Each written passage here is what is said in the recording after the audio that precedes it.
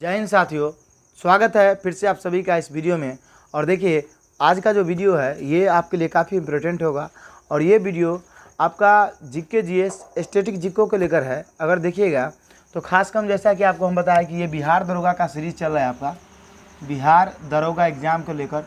देखिए, एक बात समझ आइए कि जो भी आदमी बिहार दरोगा की तैयारी कर रहे हैं, अगर हमारे इस चैनल से आप जुड़ते हैं तो आपको एग्ज़ाम में जब एग्ज़ाम में बैठिएगा और निकलिएगा तो 15 से 20 नंबर आपको ऐसा सही होगा जो आपको लगेगा कि नहीं बंदा ने पढ़ाया, समझे। तो आपको एक रिक्वेस्ट है कि अगर आपने अभी तक हमारे चैनल से नहीं जुड़े हैं तो आप जुड़ जाइए, क्योंकि ये चीज़ हर यूट्यूबर आपका कहता है, लेकिन आप करते हैं नहीं करते हैं उससे डिपेंड नहीं करता है। लेकिन डिपेंड इस बात का करता है कि अगर आप दरोगा की तैयारी कर रहे हैं, अगर हमारे चैनल से आप नहीं जुड़ते हैं तो लास्ट में आप बहुत ज़्यादा पछताइएगा। इसके अलावा और कुछ नहीं मिलेगा, क्योंकि हम उस टॉपिक को इस बिहार दरोगा सीरीज में करा रहे हैं जहाँ से क्वेश्चन तो आता है लेकिन आपको बहुत सारा कन्फ्यूजन रहता है, बनता नहीं है, आप छोड़ के चले आते हैं। तो हर एक टॉपिक को धीरे धीरे हम कवर कर रहे हैं। और बिहार दरोगा करंट अफेयर्स का भी हमने 3 वीडियो बना दिया है, उसको भी जाके आप देख सकते हैं। डिस्क्रिप्शन में हम तीनों वीडियो का लिंक दे देंगे। देखिए, बिहार दरोगा के आप किसी भी एग्ज़ाम को देखिए, अधिकांशतः ये क्वेश्चन पूछा गया है परमाणु संयंत्र को लेकर। तो इसी को हम आपको पूरे अच्छे से समझाएंगे और बताएंगे, और ये भी आपको बताएंगे कि आपको कौन कौन से सवाल आ चुके हैं। तो आपसे यही एक रिक्वेस्ट रहेगा कि आप अगर इस तरह के सीरीज़ को कंटिन्यू पाना चाहते हैं, क्लास करना चाहते हैं, तो आप चैनल से जुड़ जाइए। अगर किसी भी तरीका का आपकी तैयारी कर रहे हैं तो यहाँ से क्वेश्चन कन्फर्म आता है। ये जीके जीएस का शुरुआत हम कर रहे हैं, आज का ये पहला वीडियो है। तो चलिए लेट न करते हुए हम इसका शुरुआत करते हैं। आप समझिए, अगर हम बात करते हैं परमाणु संयंत्रों का, तो सर परमाणु संयंत्र आखिर ज़रूरत क्यों है, क्या काम करता है।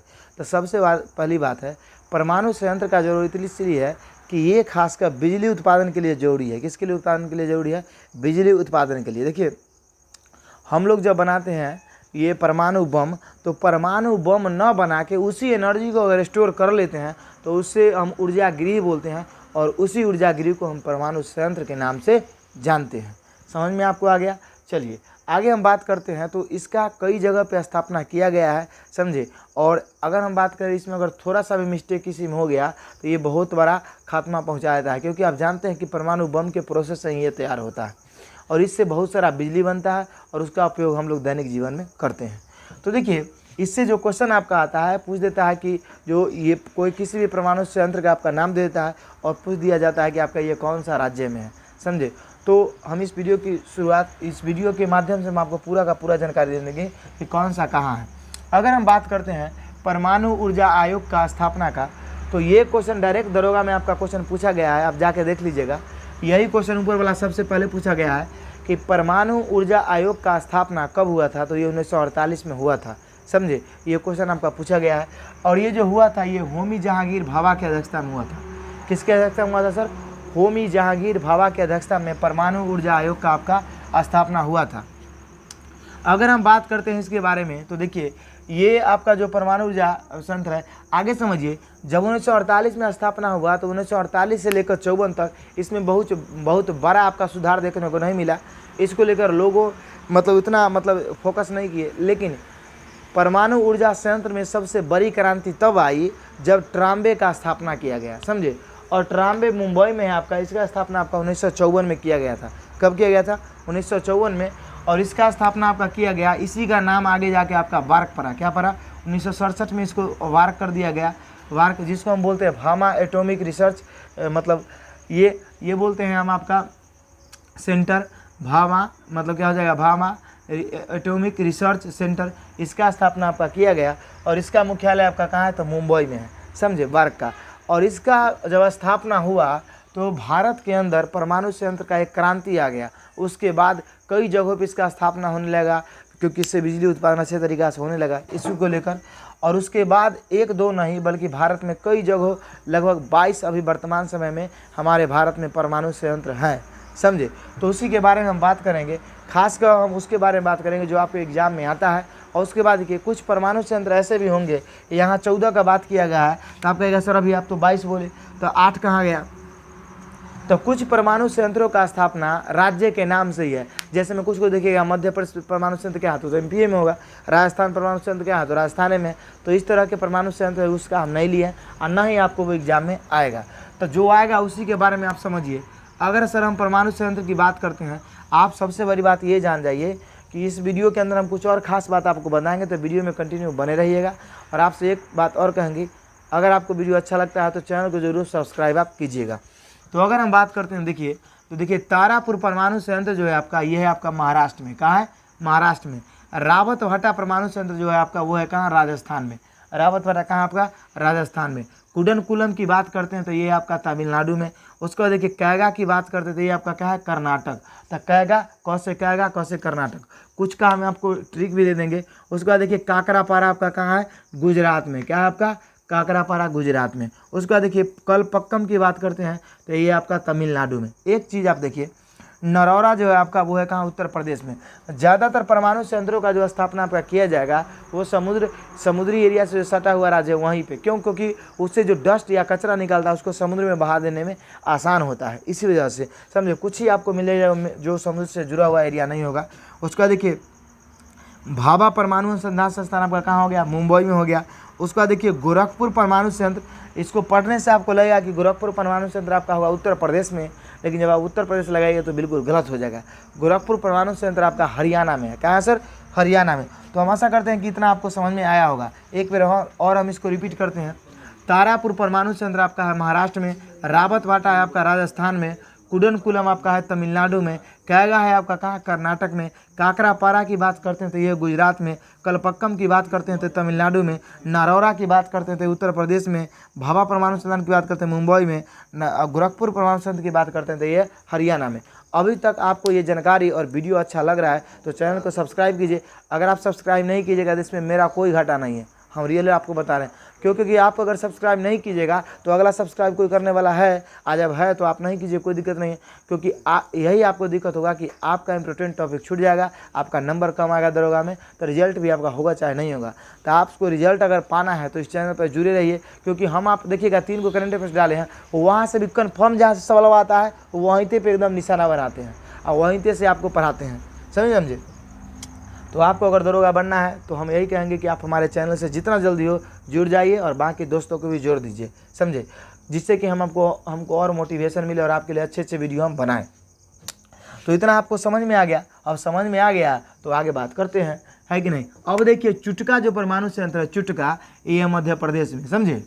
कहाँ? मध्य प्रदेश में। अब देखिए माही बसवाड़ा आपका जो है वो है राजस्थान में। कहाँ है? माही बसवाड़ा आपका राजस्थान में। उसका देखिए भीमपुर जो है आपका, भीमपुर वो है मध्य प्रदेश में। अब देखिए कोवड्डा जो है आपका वो है आंध्र प्रदेश में। हरिपुरा जो है आपका कहाँ है? हरिपुरा आपका पश्चिम बंगाल में। तो हरिपुरा आपका कहाँ है? पश्चिम बंगाल में। तो इतना जो आप देखिए परमाणु संयंत्र, ये आपका कहाँ है? सभी स्टेट में फैला हुआ है। अगर ये परमाणु संयंत्र की बात करते हैं तो इसका मेन उपयोग बिजली के उत्पादन के लिए किया जाता है। समझे? और ये काम कैसे करता है, नहीं करता है, तो इधर डिजिटल बोर्ड रहता तब ना हम आपको बताते, अभी तो बता नहीं सकते हैं सर। तो हम आशा करते हैं कि आपको इतना समझ में आया होगा। ये सभी के बारे में आप समझ लिए। और आपको एक ही बात है, इसमें बहुत ज़्यादा ट्रिक व्रिक नहीं है, आपको डायरेक्ट रट्टा मार लेना है, बस एक कोई कर तरीका है। समझे? जो इम्पोर्टेंट था वो हम आपको बता दिए। अब देखिए हम आपको बात करते हैं, परमाणु संयंत्र चलाने के लिए 2-3 चीज़ों का ज़रूरत पड़ता है। परमाणु संयंत्र की बात करते हैं तो 2-3 चीज़ों का क्या ज़रूरत पड़ता है। देखिए सबसे पहले आपको जो अगर ऊर्जा बनाना है तो वो आपको देखिए समझिए, परमाणु संयंत्र बनाने के लिए आपको ऊर्जा चाहिए। तो उसके लिए आपको कोई ना कोई ऐसा तत्व चाहिए जो रेडियो एक्टिविटी तत्व हो। तो रेडियो देखिए समझे, केमिस्ट्री पढ़ाएंगे तो बताएंगे। रेडियो एक्टिविटी तत्व वैसे तत्व को कहते हैं जिसका परमाणु संख्या और द्रव्यमान संख्या के बीच का डिफरेंस 1.5 से अधिक हो जाएगा। तो वो क्या होगा, उसके नाभिक में से न्यूट्रॉन और प्रोटॉन ससुरा निकल कर भागेगा। और जब भागेगा तो वो अस्थायी नहीं होगा। अस्थायी जब नहीं होगा वो मतलब आपका तत्व, तो उसी को हम बोलते हैं रेडियो एक्टिविटी तत्व। और जब वो उसमें से प्रोटॉन या न्यूट्रॉन निकलेगा तो उसमें से आपका वो दोनों नहीं निकलेगा, वो 3 कण को निकलेगा, 3 किरण को, जिसको बोलते हैं अल्फा, बीटा और गामा। समझे? इसी को हम बोलते हैं रेडियो एक्टिविटी तत्व। तो जानते हैं ये सब तत्व होते हैं आपके यूरेनियम। क्या होता है आपका? यूरेनियम। ये जो बता रहे हैं वो बड़ा इंपॉर्टेंट है, यूरेनियम। उसके बाद आएगा आपका प्लूटोनियम। क्या आएगा? प्लूटोनियम। उसके बाद आपका आएगा थोरियम। क्या आएगा आपका? थोरियम। और सारे होते हैं। ये सब चीज़ आपका इंपॉर्टेंट हो जाता है, यूरेनियम, प्लूटोनियम, थोरियम। इन सभी का प्रयोग आपका परमाणु संयंत्र में तत्वों के रूप में प्रयोग किया जाता है। अगर हम आगे बात करते हैं कि सर और क्या प्रयोग किया जाता है, तो देखिए इसमें D2O का भी प्रयोग किया जाता है। D2O को हम बोलते हैं ड्यूटेरियम ऑक्साइड। ये आपका भारी जल होता है। क्या होता है? भारी जल। भारी जल। अब आप कहिए सर भारी जल होता है, तो देखिए सबसे खास बात यह है कि भारी जल का निर्माण न जहाँ पे परमाणु संयंत्र स्थित है वहाँ नहीं होता है। इसका निर्माण कहीं और वहाँ से ढो के पानी को लाया जाता है परमाणु संयंत्र के नज़दीक, समझे। उसके बाद देखिए एक आपका बोरॉन के क्षार का प्रयोग किया जाता है। बोरॉन या कैडमियम के क्षार। क्या? कैडमियम क्षार, समझे। इन 3 चीज़ों का प्रयोग किया जाता है, कैडमियम के क्षार, बोरॉन के क्षार और D2O। उसके बाद देखिए एक और आपका प्रयोग किया जाता है ग्रेफाइट का। किसका प्रयोग किया जाता है? ग्रेफाइट, मतलब ग्रेफाइट का। इन 3-4 चीज़ों का प्रयोग किया जाता है। तो आप फिर से समझिए, यूरेनियम प्लूटोनियम का प्रयोग किया जाता है, उसके बाद D2O का प्रयोग किया जाता है, बोरॉन का प्रयोग किया जाता है, ग्रेफाइट का प्रयोग किया जाता है। तो देखिए आप समझिए, D2O और ग्रेफाइट को जो हम प्रयोग करते हैं वो करते हैं मंदक के रूप में। किसके रूप में करते हैं? मंदक के रूप में। मंदक के रूप में हम करते हैं, मतलब देखिए D2O के और ग्रेफाइट को जो हम प्रयोग करते हैं सर, वो करते हैं मंदक के रूप में। किसके रूप में? मंदक रूप में। अगर यूरेनियम की हम बात करते हैं तो ये तो ऊर्जा बनाने के लिए हम करते हैं, है कि नहीं। और बोरॉन और कैडमियम की क्षार की बात करते हैं तो बोरॉन या कैडमियम के क्षार है जो परमाणु बम बनने से इसको रोकता है, समझे। जैसे ही आपका भट्टी में आग लगता है कि रिएक्शन बहुत ज़्यादा चालू हो गया, तो बोरॉन के क्षार को अंदर डाल दिया जाता है, जिससे कि क्या होता है, आपका चेन रिएक्शन उसका रुक जाता है और उसका परमाणु बम नहीं बन के ये परमाणु संयंत्र में बदल जाता है, जिससे हमको ऊर्जा मिलना चालू हो जाता है, समझे। ये सब साइंस की बात है, बताएंगे आपको कभी। तो आपको आशा करते कि इतना चीज़ समझ में आया होगा। तो इसमें आप एक चीज़ देखिए, D2O शब्द है, D2O, तो इसको मंदक के रूप में प्रयोग किया जाता है ड्यूटेरियम ऑक्साइड को। तो ये आपका अलग से तैयार होता है, मतलब जहाँ पे परमाणु संयंत्र है वहाँ पे नहीं बनता, अलग से तैयार होता है। तो D2O को भी आपको कभी कभी मुख्यालय पूछा जाता है कि D2O आपका जो संयंत्र है वो कहाँ कहाँ बनता है। तो इसके भी 3, 4, 5, 6 हैं आपके, तो उसको आपको याद रखना है। तो देखिए अगर हम बात करते हैं नागल का, किसका बात करते हैं? नागल। तो नागल आपका कहाँ है? नागल D2O संयंत्र आपका कहाँ है? तो पंजाब में। D2O आपको नहीं रहेगा, सोचे नागल पूछ देगा। तो नागल आपका कहाँ है? पंजाब में। तलचर आपका कहाँ है? उड़ीसा में। तलचर आपका दरोगा के एग्जाम में कई बार क्वेश्चन पूछा गया है, समझे। उसका देखिए तूतीकोरिन आपका कहाँ है? तमिलनाडु में। थाल आपका कहाँ है? महाराष्ट्र में। थाल एक दर्रा भी है। उसका देखिए हाजीरा, हाजीरा आपका कहाँ है? गुजरात में। उसका देखिए मुनगुरु कहाँ है? आपका आंध्र प्रदेश में। तो ये सब D2O संयंत्र के नाम से जाना जाता है। यहाँ पे D2O ड्यूटेरियम ऑक्साइड का निर्माण होता है। और देखिए यहाँ से जब आपका D2O बन जाता है, मतलब D2O तैयार हो गया, तो ये D2O बनाएगा, जितना आपका परमाणु संयंत्र है उस सब के यहाँ पहुँचा देगा कि चलो भैया तुम लोग रिएक्शन करो, कोई दिक्कत नहीं है। समझ में आपको आया? तो एक बात समझिए, इस तरह से आपका बनता है। तो आपको ये पूरा का पूरा आप देख लिए, ये सब चीज़ों को आप ध्यान में रखिएगा। बाकी इधर जितना बताया इससे आपका एक्स्ट्रा एक भी क्वेश्चन नहीं पूछेगा। अगर परमाणु संयंत्र से कोई भी क्वेश्चन आपके एग्जाम में आता है तो समझिए कि आपका क्वेश्चन कंफर्म बनेगा, समझो। कोई डाउट वाला बात नहीं है, आपसे बनेगा तो बनेगा, इस बात का आप वादा रखिए, समझे। यही आपका इतना सिर्फ रट्टा मार लेना है, आपको इसका बहुत ज़्यादा ट्रिक व्रिक नहीं है। ट्रिक देंगे, ट्रिक वहाँ होता है जहाँ पे आपका बनने लायक होता है। अब एक ही स्टेट में 4 गो 5 गो रहेगा तब ना, आप डायरेक्ट इसको रट्टा मारिए, यही आशा करते हैं हम। ये बहुत आपका अरेंजमेंट के साथ तब जाके हम ये इसका वीडियो बनाएं। आपको वीडियो कैसा लगा ये आप ज़रूर बताइएगा। हम आपको अंत में फिर कह रहे हैं कि आपको दरोगा की तैयारी करना है, 10 से 15 नंबर आप एग्जाम तक बढ़ाना है, तो आप हमारे चैनल से जुड़ जाइए। क्योंकि आपको हम जो पढ़ा रहे हैं वो स्पेशल फॉर दरोगा क्लास है, समझे। तो आप किसी भी चीज़ का तैयारी अगर करते हैं तो जीके जीएस तो आता ही, अगर अन्य चीज़ों का भी तैयारी करते हैं तो ये आना तय है। तो आप अन्य तैयारी भी करते हैं तो हमारे चैनल से जुड़ जाइए। आप क्या कीजिए कि इसका पहले स्क्रीनशॉट लीजिए, उसके बाद हम आगे बात करते हैं।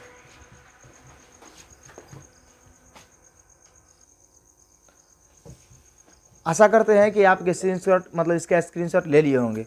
तो देखिए ये वीडियो आपको कैसा लगा ये कमेंट बॉक्स में बताइएगा। वीडियो अच्छा लगा होगा तो दोस्तों को भी शेयर कीजिएगा, उसके बाद अन्य लोगों को भी जोड़िएगा। और उसके बाद देखिए इस तरह का सीरीज जीके जीएस का हम लाते रहेंगे। आपको वीडियो कैसा लगा ये ज़रूर बताइएगा, अपने दोस्तों को शेयर कीजिएगा।